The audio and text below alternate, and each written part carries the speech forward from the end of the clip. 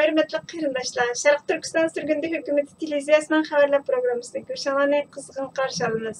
Asiyanın 1865 yildagi tarixiy xaritasi Sharq Turkistonning mustaqil davlat ekanligini aniq ko'rsatib berdi.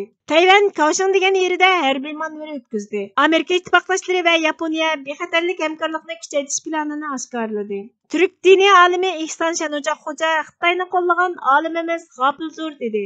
Marco Rubio Jamio Dimonni Bayt Dinis bilan bo'lgan hamkorligidan voz kechishga chaqirdi. Tunda tafsiliy mazmunlarini diqqatga sunamiz.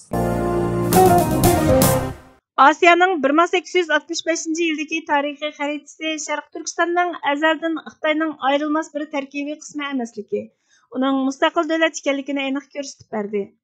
Uyg'ur va boshqa qozoq, qirg'iz, o'zbek qatorliq turkiy millatlar to'plashib yashagan mustaqil davlat Sharq Turkistonda bugungi kunda Uyg'ur va boshqa turk xalqining nufusi azayib, Xitoylarning nufusi shiddat bilan ortmoqda. Xitoy Sharq Turkistonda keng ko'lamda mustamlika qilish harakatini uzluksiz kuchaytmoqda. 2019 yillik Xinjiang statistika yilnamasida 7.800.000 yetgan Xitoy mustamlikachileri 2020 yili 10.900.000 yetdi. Xitoyning bir yil ichida nufusi 3.100.000 dan oshgan bo'lib, boshqa millatlarning ko'paymaganligi ma'lum. Turkiya Global xabarlari televiziya kanalining 13 yanvar kunidagi xabariga qaraganda, Xitoyning harbiy harakatining kuchayishiga ergishib, Tayvan Kaohsiung degan yerida harbiy manevr o'tkazgan. Ishg'olga qarshi mudofaa ssenariyasi qo'yilib, dushmanni tamsil qilgan askarlar tikuchar aeroplandan tushgan. Tayvan askari kuchi uningga qarshi mudofaaga o'tgan. Keyin tanklar is qo'yib, dushmanning ko'rishini to'salg'iga uchratgan. Orqasidan ikki taraf chetishgan. Tayvanda bu vaqtda o'tkazilgan harbiy manevr alohida diqqatni tortdi. Xitoy yaqindan beri Tayvanga qarata jiddiylikni orttirdi. Xitoyning 30 harbiy aeroplani qoidaga xiloflik qilib, Tayvanning havo sohasiga kirdi va Tayvan oroli uchiqlarida bir oyda 2 qatam harbiy manevr o'tkazdi.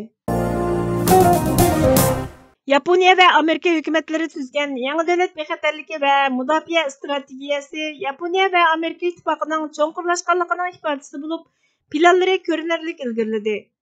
Yapon vaqti to'rining bugungi, ya'ni 13 yanvar kunidagi xabariga qaraganda, Washingtonda Yaponiya Amerika bexatarlik maslahatchilar komiteti tashqi ishlar va mudofaa boshliqlari yig'ini chaqirildi. Davlat mudofaa ministri Yasukazu Hamada Yaponiyaning mudofaa xamjotini zo'r darajada oshirish orqali mudofaa iqtidorini kuchaytirish siyosatini tushundirdi. Tashqi ishlar ministri Yoshimasa Hayashi Yaponiya hukumatining xalqaro jamiyatning muqimligiga tuhfa qo'shish niyatini ta'kidladi. Amerika taraf Yaponiyaning davlat bexatarlik siyosatini kuchli qo'llaydiganligini bildirdi. Amerika o'zining davlat bexatarlik strategiyasida Xitoyni birdan-bir raqobatchi qilib qo'ydi hamda ittifoqdosh davlatlar va boshqa davlatlar bilan bo'lgan hamkorlikni kuchaytirish siyosatini ko'rsatdi. Yaponiya strategik hujjatlarida to'r bo'shligi va sirtqi bo'shliq qatorliq yangi sohalarga taqobil turish uchun qaytarma zarba berish iqtidoriga ega bo'ladiganligini va inkos qaytarish iqtidorini kuchaytiradiganligini bayon qildi.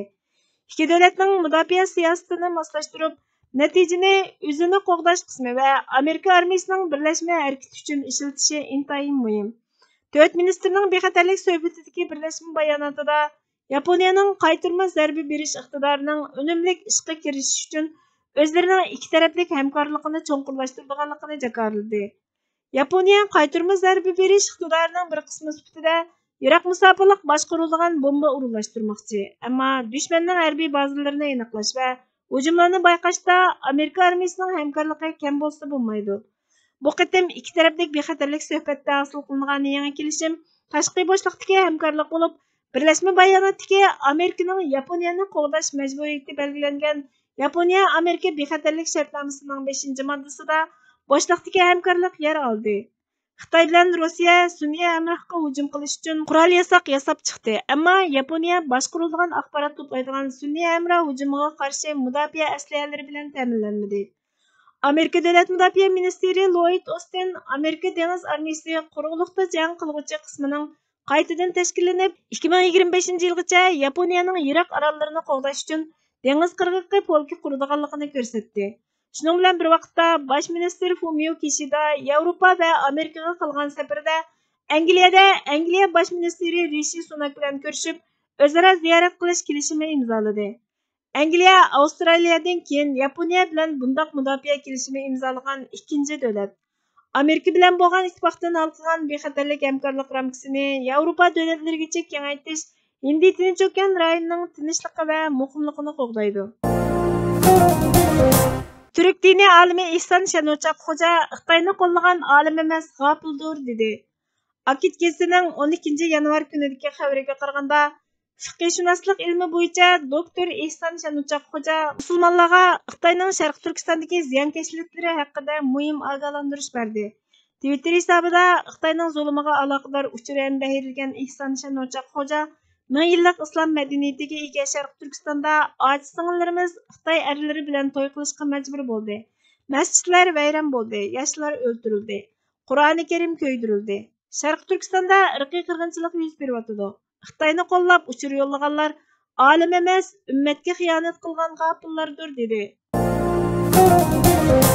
Marco Rubio JP Morgan Chase, ya'ni Markaziy Nyu-Yorkga joylashgan Amerika mablag' silish bankasi va pul muomala mulozimatining pay kontrol shirkati ijroiya amaldori Jamie Dimonni ByteDance bilan bo'lgan hamkorlikdan voz kechishga chaqirdi.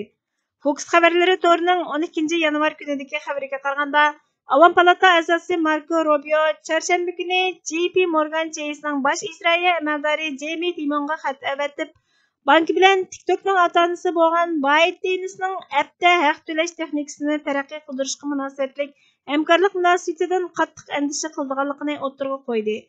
Hatto ByteDance'ni Xitoy kompartiyasining kontrol qilganligi, ByteDance ta'minlagan amerikaliklar va boshqa chet elliklarga oid shaxsiy uchurlarni o'z ichiga olgan sonliq ma'lumotlarning Beijingga boradiganligi, shunga ByteDance bilan savdo munosabati o'rnatmasligi, shirkatning sonliq ma'lumot to'plash odati sababidan davlat bexatarlik andisasi tug'dirganligi ogohlantirilgan.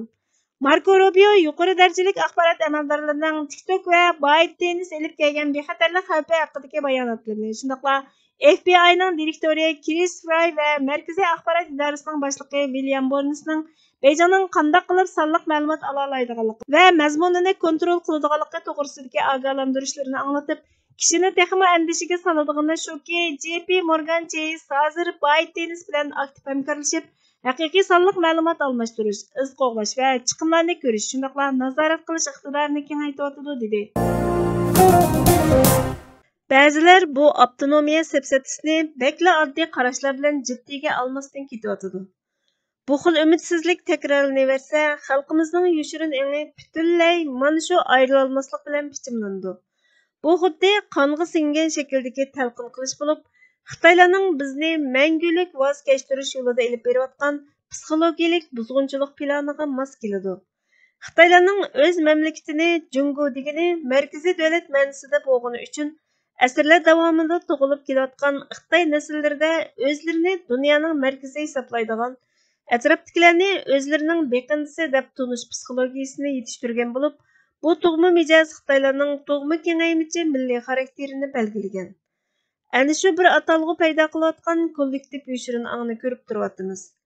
Mana shu o'rnakka o'xshash doimiy takrorlangan avtonomiya shuarimi bizning kishilarimizda mangu beqindilik, boshqalar tarafidan boshqarilish psixikasi, to'g'risi qulchilik psixikasi yetildirish uchun tayyorlangan Xitoy ro'yi buzg'unchilik planining bir qismi. G'ulom Osmon apandining 2018-yili 3-oyning 3-kuni yozgan Qo'rqinchli suiqasd nomli maqolasidan elindi.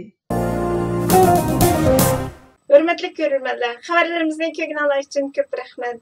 Kelar qitimli programmamiz ko'rishguncha Allohga omonat bo'linglar.